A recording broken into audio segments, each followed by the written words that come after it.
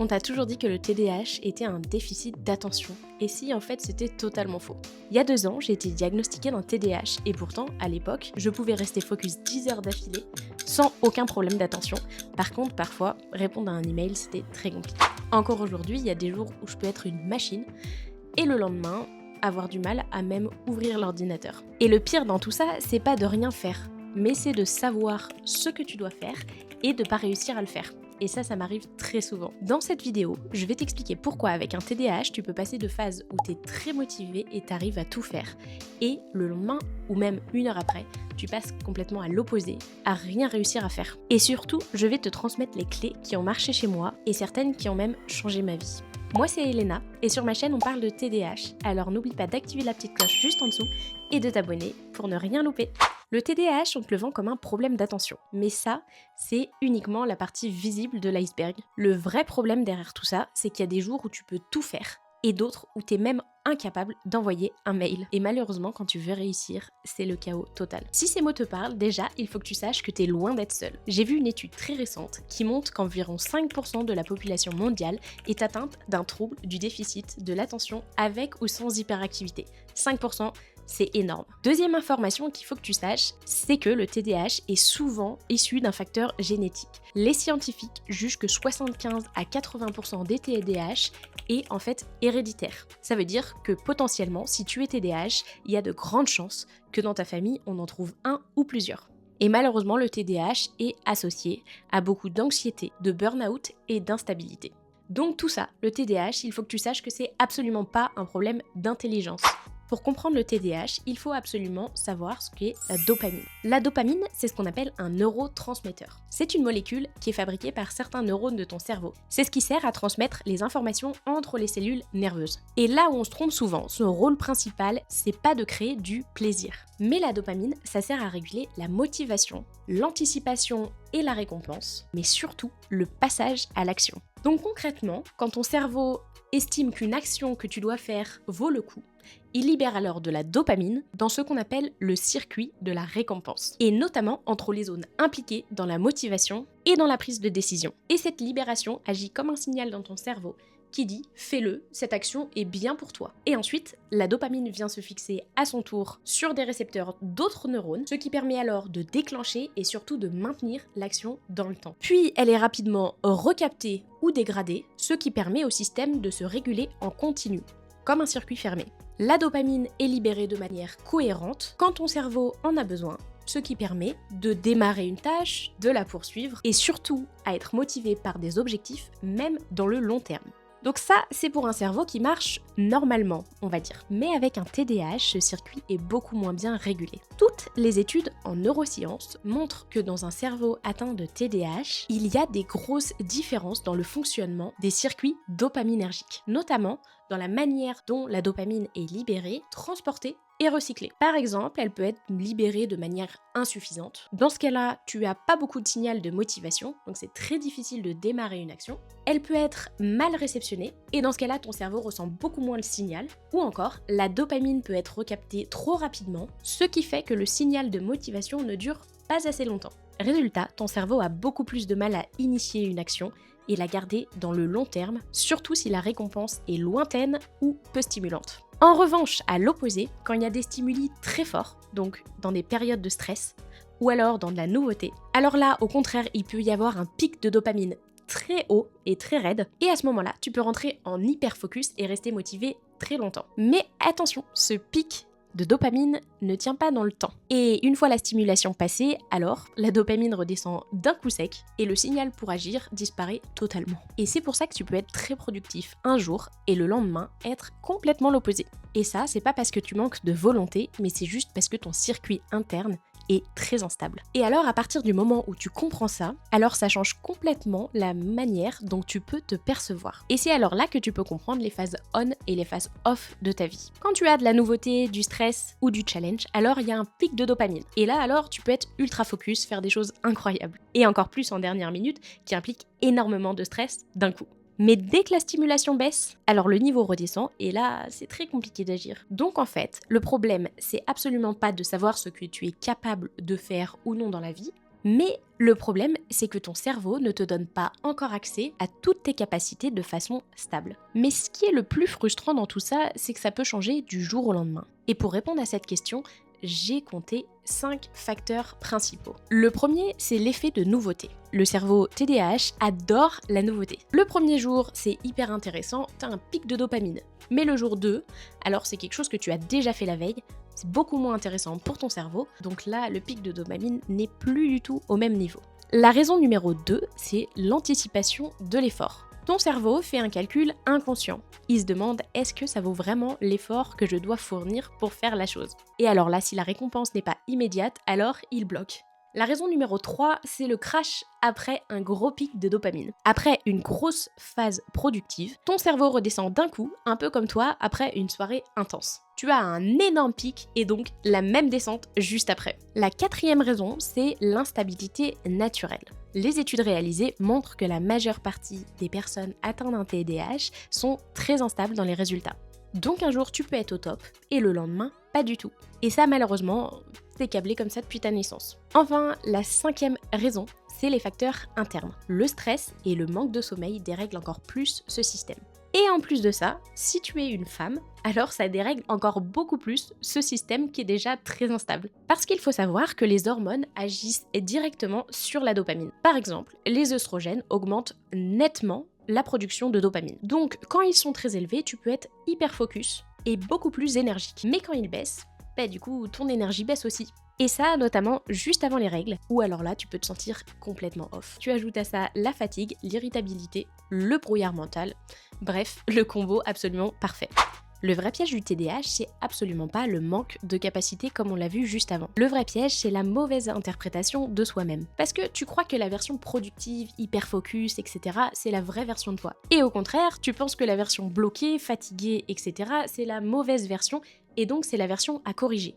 Mais malheureusement, c'est absolument pas le cas. Les deux font partie de toi et c'est les parties intégrantes de toi-même. Ce qui veut dire que tu n'es pas comme tout le monde, tu n'as pas une ligne droite de performance, mais tu as plutôt une alternance de pics et de creux. Et si tu comprends pas ça, malheureusement, tu vas passer ta vie à te juger. Du coup, en d'autres termes, le problème, ce n'est pas d'avoir des phases off, mais le problème, c'est de construire ta vie comme si elles n'existaient pas. Parce que du coup, la motivation, la dopamine, etc., tout ça fluctue de manière totalement indépendante de ta volonté. Donc, du coup, si tu relis ta vie uniquement à ton état interne, t'es condamné à l'instabilité. Du coup, maintenant, je te conseille de te poser la question suivante. Si ton cerveau fonctionne comme ça, alors qu'est-ce que tu peux faire concrètement au quotidien? Parce que le but, c'est pas du tout de lutter contre ce fonctionnement, c'est apprendre à t'organiser avec. Je vais donc te donner ici les 8 clés qui ont littéralement changé ma vie.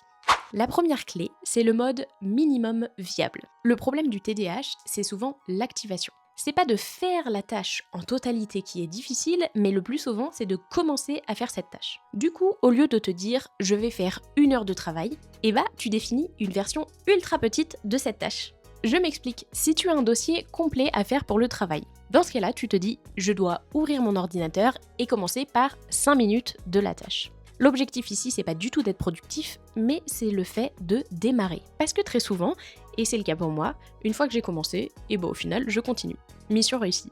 La deuxième clé, c'est les blocs courts. Le cerveau du TDAH a du mal à fonctionner sur des longues périodes, et donc à faire des longues durées de travail sans récompense directe. Les études en neurosciences cognitives montrent d'ailleurs que l'attention et la motivation du TDAH sont beaucoup plus stables sur des périodes très courtes. Du coup, au lieu de rester focus sur 2 heures, dans ce cas-là, découpe en périodes de 15 à 20 minutes, puis tu fais des pauses.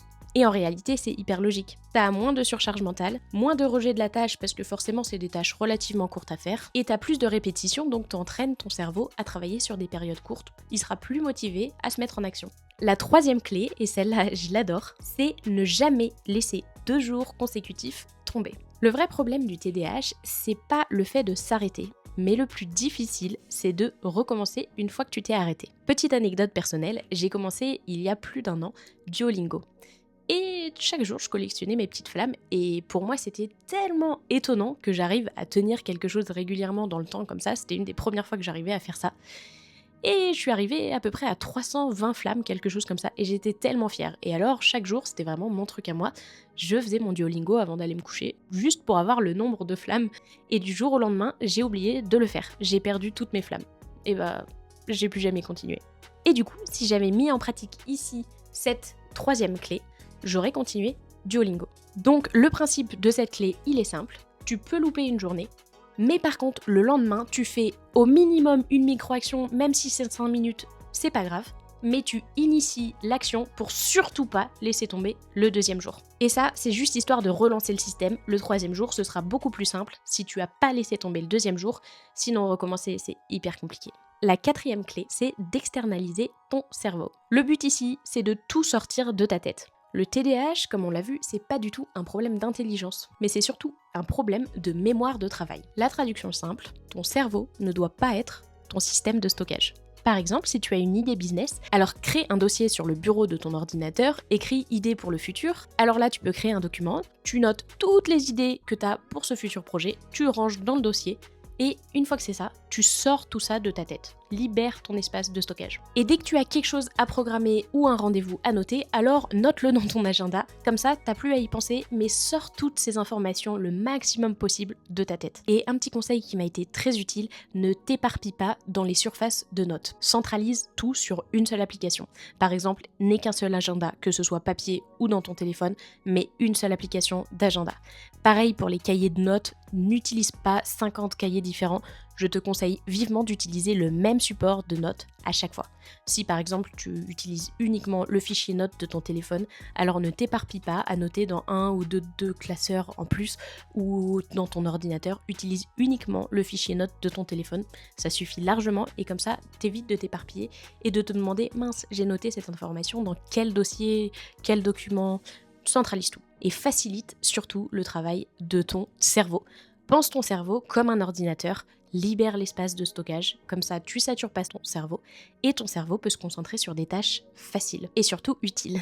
La cinquième clé à comprendre, c'est que ton environnement est plus fort que ta volonté. Ton cerveau réagit énormément à tout ce qu'il a autour de lui. Donc tu dois absolument réduire au maximum les distractions visuelles, mais encore les téléphones portables ou autres distractions à proximité et les multitâches. Parce que tu perds pas ton focus par manque de volonté, mais c'est parce que c'est ton environnement qui le vole. Si par exemple tu es en train de travailler sur ton ordinateur et que tu as ton téléphone, il y a une application qui s'ouvre, il y a une notification qui apparaît, alors ton cerveau va se concentrer sur ce qui lui apporte le plus de dopamine. En clair, il va préférer se focaliser sur le téléphone et la notification que tu viens de recevoir plutôt que sur le dossier que tu es en train de traiter. Évidemment, ton cerveau, il va vers la chose qui va lui apporter le plus de dopamine. Donc la prochaine fois que tu travailles, essaie de réduire au maximum les distractions. Tu peux laisser ton téléphone dans la pièce d'à côté ou fermer les volets pour que tu n'aies aucune chose qui te dérange visuellement parce que ton cerveau va être attiré par ça. Réduis volontairement les choses qui peuvent te distraire. La sixième clé, c'est avoir toujours le même rituel de lancement. Ça m'a beaucoup aidé à me focaliser et à faire comprendre à mon cerveau, c'est l'heure de travailler. Lance-toi. Par exemple, ton même rituel pour commencer, ça pourrait être, avant de commencer, je prends ma tasse de thé, toujours la même, j'allume ma playlist Focus pour être dans mon monde, et alors là, fais une micro-action pour commencer à travailler, mais toujours la même. Comme ça, ton cerveau va assimiler que le café ou ta tasse de thé, plus la playlist, plus la micro-action, il va comprendre que c'est le moment de travailler et de se mettre en focus. Le but ici, c'est de supprimer chaque décision futile que tu as à prendre. Parce que chaque décision que tu dois prendre, ça te coûte de l'énergie mentale. À force de créer cette routine, ton cerveau va donc comprendre de plus en plus vite que c'est l'heure de se mettre au travail. La septième clé, c'est de te mettre une seule vraie priorité par jour et pas plus. Le cerveau du TDAH adore la dispersion. Tu sais, un petit peu comme Dory dans le monde de Nemo. Mais le souci de la dispersion, c'est que ça te donne l'illusion de la productivité, mais par contre, t'as pas du tout de résultat. Donc, chaque jour, avant de travailler, fixe-toi uniquement un objectif concret et surtout un seul objectif principal. Le reste que tu feras dans la journée, c'est que du bonus. Le résultat, c'est que chaque jour, tu seras content d'avoir réussi ton objectif, tu seras fier de toi